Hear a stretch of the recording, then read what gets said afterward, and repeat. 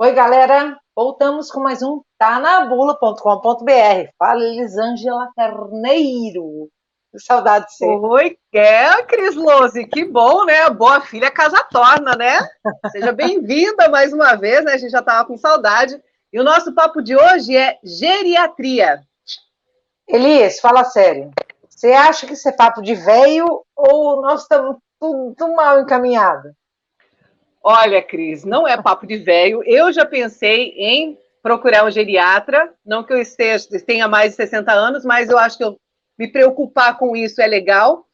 Eu já marquei uma consulta para minha mãe, então, se você quer saber em que idade você precisa procurar um geriatra, fica ligado que a gente vai falar sobre isso logo depois da vinheta.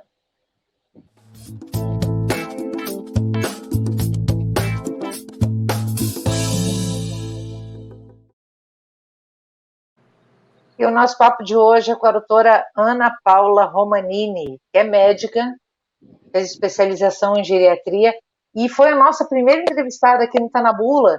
E uma coisa que chamou atenção, oi Ana, tudo bem? É que ela falou o seguinte, que não tem idade para a gente procurar geriatra. A partir dos 40 a gente já está na fila ali, filho.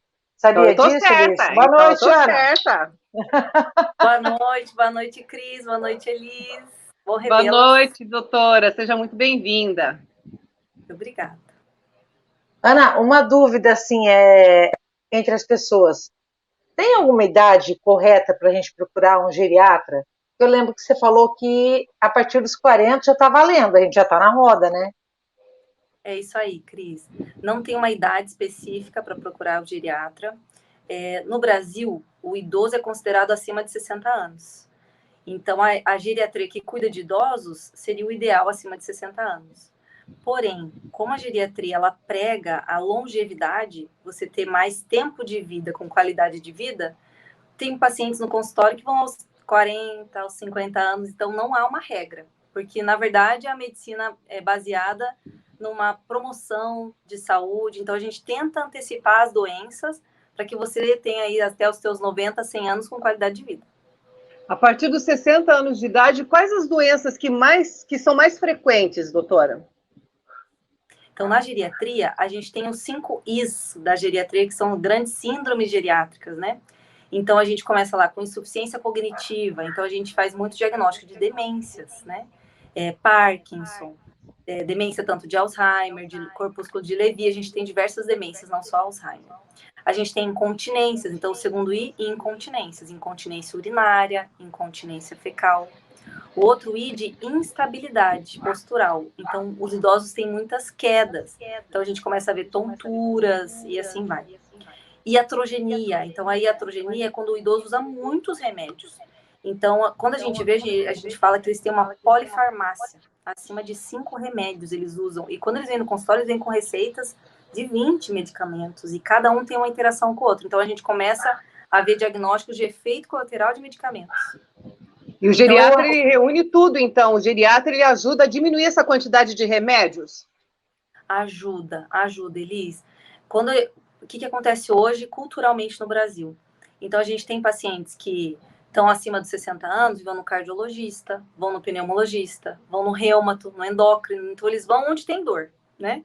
E aí, a hora que vê, cada médico prescreve algo da sua especialidade. Então, eu tenho 3 remédios da cardiologia, aí tem lá um problema de diabetes, hipotireoidismo, mais remédios para diabetes. A hora que você vê a somatória dos medicamentos, eles vêm com diversos medicamentos mesmo, assim, não tem uma união de alguém que olhe como um todo o paciente. E eles vêm com muitas medicações e a gente vai aos pouquinhos retirando o que é fútil para aquele momento.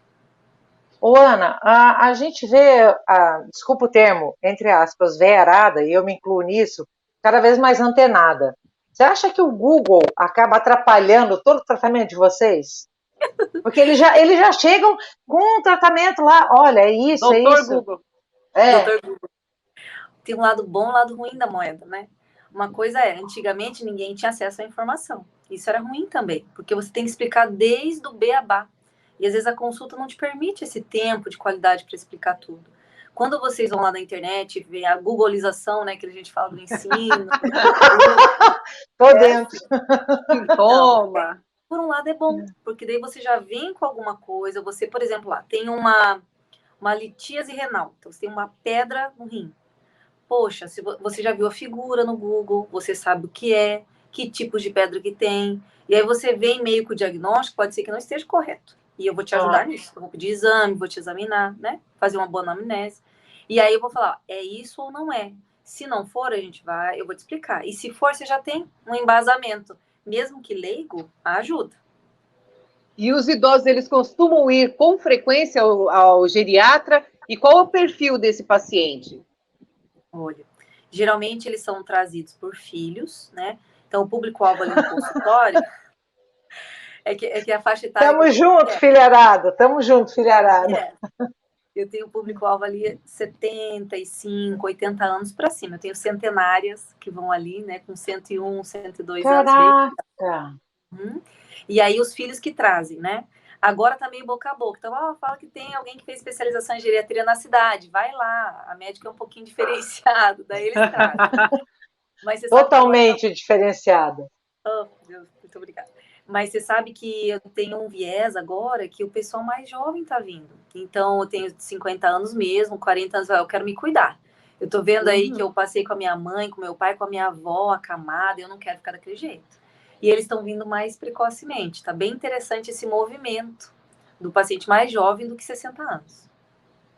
Ana, qual que é a diferença de geriatra, gerontólogo e clínico geral? Muito boa pergunta. Os termos são muito parecidos, né? Geriatra é um médico. Ele fez medicina, ele se formou médico e daí ele fez uma especialização em cuidar de idosos. Esse é o teu caso. Esse é o meu caso, que fiz especialização. Se você vai num gerontólogo, ele é um especialista em idosos, porém ele é de qualquer área, qualquer formação de nível superior. Entra aí fonoterapia, fisioterapia, entra serviço social, nutrição, terapia ocupacional, até direito. Então, você tem um nível superior e você quer atuar só no idoso, aí você é um gerontólogo. E o clínico geral, ele é um médico também formado, que ele atende qualquer faixa etária. Então, é um médico geral, é um clínico geral. Ele atende criança, adolescente, mulher, homem, ele atende como um todo. Ele não fez uma especialização só em idosos. Essa é a diferença dos três. Agora, Ana, os idosos, eles seguem a recomendação do médico à risca? São como a gente, assim, meio... Não. Que dá o golpe? É tudo igual que dá golpe. Não segue. É assim, os estudos mostram que de tudo que você fala em uma consulta, eles absorvem aproximadamente 30% do que você falou, 35%. Por isso que no final da minha consulta, eu imprimo tudo que a gente conversou. Eu imprimo a nossa anamnese e mando para qualquer especialista que eu acho que necessita naquele momento. E eu imprimo as orientações gerais. Então, geralmente, eu tenho 10 orientações que eu passo para ti, eu deixo impresso. E eu falo assim, na próxima consulta eu vou cobrar uma por uma. Então, ele não faz tudo para a próxima, não tem problema. Mas contanto que ele faça 2, 3 das coisas, já tá bom. E a gente vai aos pouquinhos, semeando essa saúde do bem. Sabe o que eu senti? Quando eu marquei o geriatra para minha mãe, eu não ia, o médico não tinha o tempo, não tinha agenda para eu acompanhar ela. Eu tive que vir embora antes, ela não mora aqui em Foz. Eu fiz uma listinha das coisas que eu estava percebendo que estava complicado, e ela guardou, e quando ela foi no médico, ela falou, olha, é isso, porque ela está com muito problema de memória, ela está esquecendo muita coisa, e isso ajudou bastante. Acho que essa é a ideia também, né? Acho que é a dica também. É uma boa dica. Geralmente, quando tem possibilidade, a filha vai junto, o filho vai junto. Culturalmente é mais mulher, né? A filha que vai junto ao consultório. E quando tem problema de memória, se você não pode estar junto, ótima ideia. E a segunda ideia maravilhosa, que eu até deixo divulgada aqui. Traga sacolinha de remédios. Não adianta trazer receita do médico, daí vocês vêm com 10 receitas. Eu falo, mas esse você tá usando? Esse eu não lembro. Mas esse aqui? Esse é o amarelinho pequenininho, doutora. Hoje tem diversos amarelinhos pequenininhos, não sei qual é. Então, traz a sacolinha. Eu falo sempre, traz a sacolinha que eu vou ver um por um. Que daí eu pego o blister e mostro. Esse que a senhora usa? Uso. Como é que a senhora usa? Sim. Aí eu anoto. Então, eu sempre falo, e nas minhas orientações gerais, o último item é trazer sacolinha de remédios. Que legal. Literatura, bem interessante. Ana, você fala bastante em anamnese. O que é anamnese? Tipo um resumo da consulta? Só para a galera que não conhece o termo médico entender. Perdão, Cris, anamnese é toda a história que a gente constrói durante a consulta. Então, todos os seus dados. Nome, idade, onde você nasceu, quantos filhos, casou ou não, trabalha com o quê, renda, quem é teu principal cuidador, e assim. É um perfil da pessoa. E aí tudo entra. Qual que é a tua queixa principal? Como é que é essa queixa principal? Como é que era pregresso? Já teve patologias no passado? Internamento, cirurgias, tem histórico familiar de câncer, e aí vai. Tudo. O teu resumo da história, a gente chama de anamnese clínica, ou anamnese médica. Quando a gente fica velho, não é o meu caso, claro. Desculpa. A gente fica mais esquecido, é normal isso? Perder a memória? É muita experiência, Elisângela. O HD não. Porque, olha, se for, eu sou uma idosa precoce. A minha memória é péssima. Que boa pergunta. Sim. No processo do envelhecimento é normal ter esquecimentos, né? No mundo moderno, você nova falando que tem problema de memória, porque geralmente é por sobrecarga do cérebro mesmo, por estresse diário, por muitas coisas que a gente tem que resolver, né? A gente parece um robô. Tem que isso. Uhum. Então, o cérebro tem coisas que ele apaga, ele acha que não é ideal e apaga. No envelhecimento, então acima dos 60 anos, o teu cérebro ele tem uma redução de massa encefálica, e isso é natural. Então, sim, temos idosos que não conseguem lembrar de tudo. Quando que vira demência, vira patológico? Quando esse teu dia a dia, ele é influenciado pelo teu esquecimento. Então, por exemplo, eu vou lá, liguei o fogão e dei o fogo na Esqueceu. casa. Minha mãe aconteceu isso. Né? Não é normal. Opa, se fosse a gente... o fogo. Né? Algum momento você ia lembrar. O cheiro. Não. A pessoa com demência, as atividades instrumentais, as atividades cognitivas, todas as atividades envolvidas, ela de alguma forma prejudica o teu dia a dia. E é bem interessante, no consultório, quando vai o idoso e ele tem um início de um quadro demencial, a gente faz escalas, mas ele tem vergonha de não saber. Eu falo assim, seu João, o senhor sabe que dia que é hoje? E ele não sabe, ele olha para o lado. Ele tenta colar. A pessoa que está só esquecida por estresse, pelo dia a dia louco e desenfreado, ela não tem vergonha. Ela fala, eu acho que... E aí, assim, tenta pensar, ou então, não, isso é muito simples, tira sarro até do teste, sabe? Uhum. Mas a pessoa que tem demência, ela tem alterações muito perceptíveis aos testes que a gente faz. Por exemplo, um paciente com alteração de memória grave, ele se perde na rua. Então, quantas vezes, olha, não, a mamãe se perdeu, e aí a gente foi achar ela 10 quadras de casa. Meu Deus. Tem alterações de, esqueceu de se vestir, saiu pelado na sala, né? Porque cada tipo de demência são vários, né? Então, por exemplo, a demência de Alzheimer, o mais afetado é a memória. Mas alguns outros tipos de demência, então, uma demência frontotemporal, o paciente, ele não tem a cognição do social. Ele está conversando com você, ele tira a roupa, né? Não tem filtro, né? Não tem filtro social. Não tem Ana, você falou que o pessoal está procurando o geriatra mais cedo hoje em dia. Você acha que a pandemia, de uma certa forma, ajudou a gente a abrir a janela para isso? Ou não? Eu acho que sim. As pessoas com pandemia resolveram se cuidar. E aí é o meu viés do consultório, mas eu notei que a agenda, assim, inflou. Porque as pessoas estão com medo de morrer. E elas estão com medo de morrer novas, pela doença, pela pandemia em si, a infecção em si, mas estão com medo também de evoluírem mal na velhice. Então, elas enxergam o dia a dia das pessoas que são mais velhas diferente. Elas não querem usar bengala, elas não querem usar andador, elas não querem ficar acamadas. Por um lado, é muito bom isso, porque começa a pensar que a gente tem que se cuidar o mais precoce, não esperar envelhecer para falar, agora eu vou me cuidar. É a mesma coisa que é cultural. Se você pega idosos que eles falam assim, não, quando eu me aposentar, aí eu vou viajar. Aí eu vou visitar minha família, aí eu vou fazer as coisas que eu sempre quis fazer e não tive tempo. Só que a hora que ele aposentar, ele já tem diversas doenças, ele não vai viajar, ele não vai comer o que ele quer, ele não vai fazer o que ele quer por deficiências do próprio corpo, porque ele não se cuidou precocemente. Agora, por que os idosos sentem tantas dores? Todos, é unânime. Ai, tô com dor aqui, ai, eu não sei, hoje eu amanheci com dor. Por quê? Eu não. Então, pense só. Vamos dar um exemplo aí de um paciente de 80 anos, né? São 80 anos utilizando o mesmo corpo, as mesmas articulações, o mesmo coração, o mesmo pulmão, os mesmos rins, tudo viveu por 80 anos. E as articulações... Tem reposição, né, Igor? Não é uma máquina que tem reposição. E aí a gente vai começando a desenvolver artrose. Aquela almofadinha, aquela cartilagem que fica entre cada osso nas articulações, então é uma almofadinha. E aí essa cartilagem vai sendo... a gente gasta ao longo da vida. Então o osso bate no osso. O osso começa a deformar, então você vê dedos de artrose assim. O joelho, imagina, você não tem mais nada de almofadinha no joelho. A cartilagem já foi, dói. A cartilagem do quadril, você usou por 80 anos. Acabou. E como evitar isso? Pois é.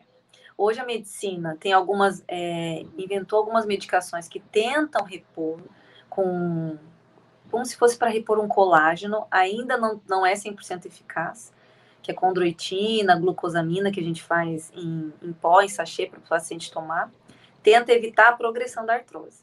E hoje também a gente tem muitos estudos com células-tronco, né, para tentar fazer com que as células se multipliquem e formem uma nova almofadinha, uma nova cartilagem, incipiente ainda, não é real ainda. E aí como evitar? Evitar é não exercer coisas erradas ao longo da vida. Então, eu vou lá, eu quero fazer crossfit. E aí eu detono minhas articulações por excesso de carga, entende? Com muita parcimônia, com pessoas que entendem. Poxa, então vamos fazer uma atividade física regrada. Com educadores físicos que ficam do teu ladinho e falam, não faça assim, porque você vai sobrecarregar teu ombro. Ah, é verdade, entendeu? E não na loucura da tua cabeça, fala, não, vou fazer agora, eu vou fazer. Vai fazer sozinho. A hora que vê sobrecarrega articulações, peso maior que o outro, a hora que você vê, você tem artrose de ombro, né? Depois não consegue mais erguer o braço. Então, sim, tem como evitar, ao longo da vida, fazendo atividade física com pessoas que entendem sobre isso. Ô, Ana, a gente tem uma política nacional aí para proteger a pessoa idosa. Eu sei que você tem uma colinha aí, mas eu quero saber se isso é aplicado na prática mesmo aqui no Brasil. Eu fiz até uma colinha aqui. Gente, é assim. A Política Nacional do Idoso, ela foi, na verdade, instituída em 1994. Até então, não tinha algo que regulamentava os direitos dos idosos. Então, tinha, assim, muito abandono, tinham casas, chamavam de asilos, né? Que eles depositavam pessoas. E aí, tudo isso teve que, em algum momento, ter alguma organização. Então, fizeram a PNI, que é a Política Nacional do Idoso. Isso em 94.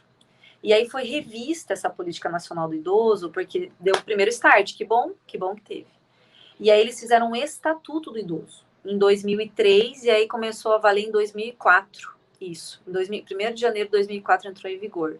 Esse Estatuto do Idoso veio para ter mais punições, mais medidas de proteção, tentar ser mais efetivo que foi criado na Política Nacional. Então veio o Estatuto do Idoso. E hoje em dia, a gente tem até o Pacto Nacional de Implementação dos Direitos da Pessoa Idosa. Isso de 2021, do ano passado. Dizendo assim, agora eu vou assumir a implementação das ações do Estatuto do Idoso. Então, foi criada a PNI, primeira Política Nacional, depois o Estatuto, e agora um órgão que vai regulamentar o Estatuto do Idoso para pôr em prática. Tudo isso geram coisas muito boas para os idosos, porque até então eles não tinham tantos direitos, né? Até mesmo, assim, medidas de proteção, transporte, previdência social, você ser atendido antes das outras pessoas em bancos, em mercado, ter aquele lugar para você estacionar.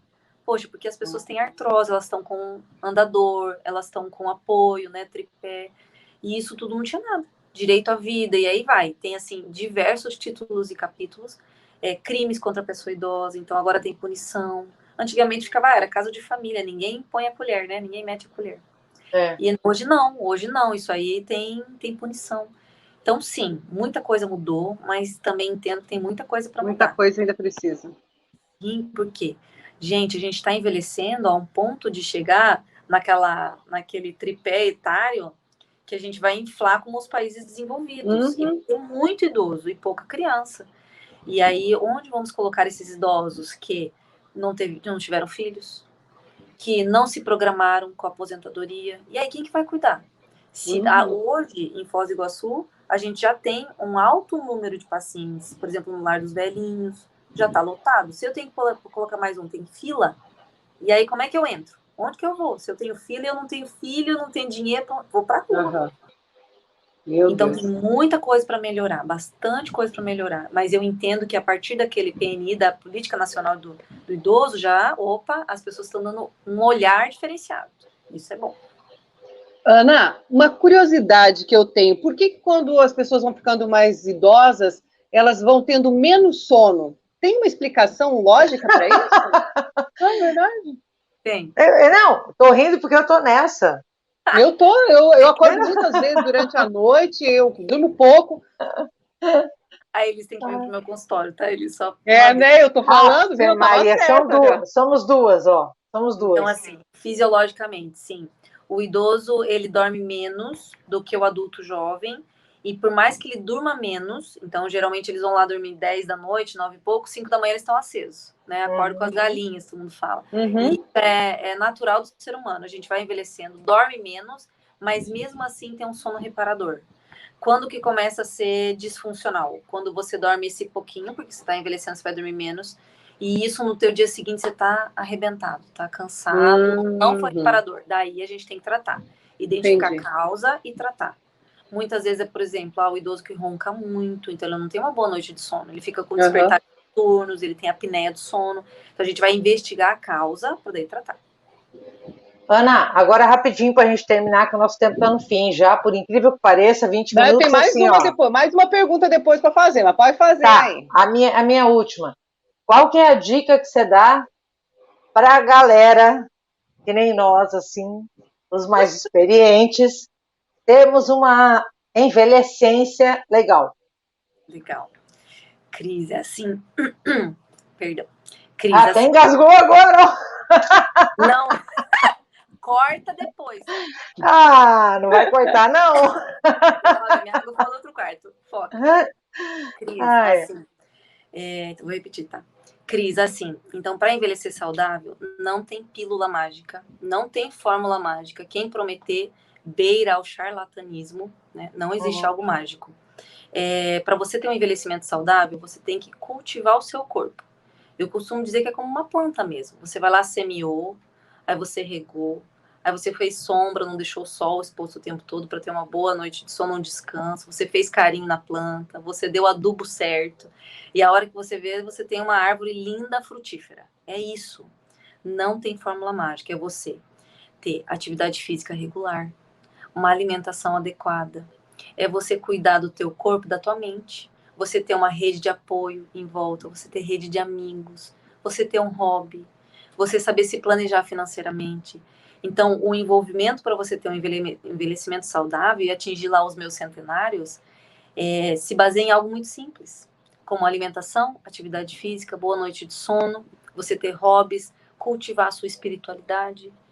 Quantos de nós realmente faz tudo isso que eu acabei de falar? Muito poucas. A hora que você vê, você tá comendo um lanche porque tá corrido, porque a rádio não apertou, não deu para almoçar. Aí a hora que você vê, você comeu um lanche. Mas não tive tempo, tive que preparar uma matéria para outro dia e não fui fazer atividade, não fui na minha academia. Ixi, eu estou muito cansado, acordei cansado. E a hora que você vê, passaram-se meses. A hora que você vê, são anos. Poxa, você não cultivou teu corpo. E aí eu falo para vocês, não tem nada que é mágico. É você ao longo dos dias, ao longo das semanas, meses e anos, cultivando um corpo saudável.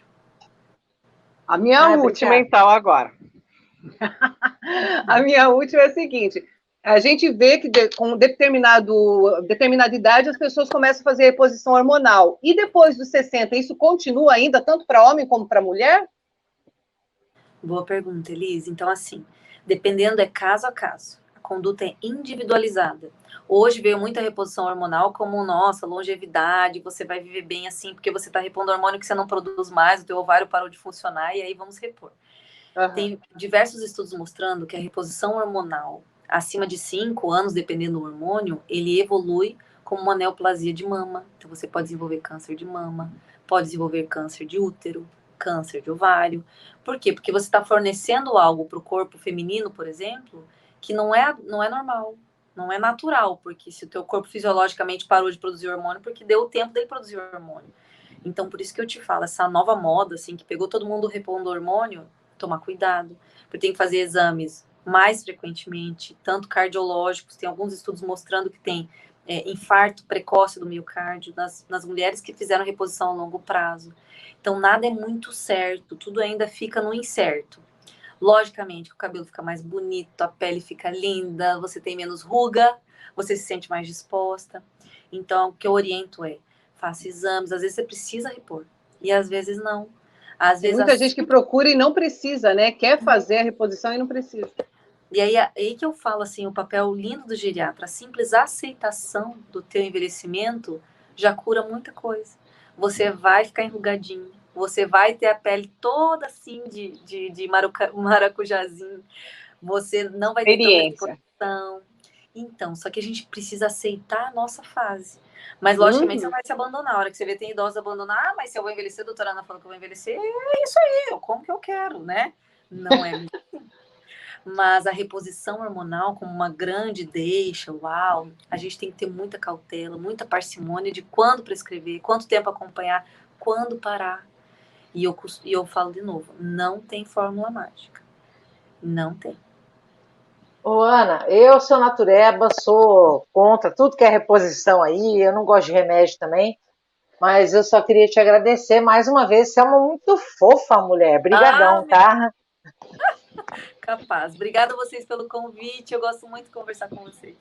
Obrigada, nós adoramos compartilhar todas essas informações aí com você. Graças a Deus, né, que você conseguiu vir mais uma vez aqui participar com a gente, já deu boa sorte para a gente começando. Muito obrigada mesmo e um ótimo 2022 para você e sua família.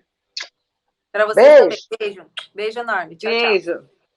E se você curtiu, né, Elise, o nosso bate-papo aí hoje, entra lá no tanabula.com.br, dá um like, segue e sugere também, Elise.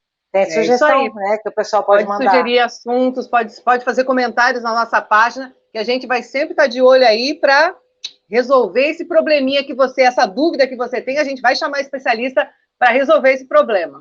E, ó, a gente não é velha, a gente é experiente, mulher. Pelo amor de Deus.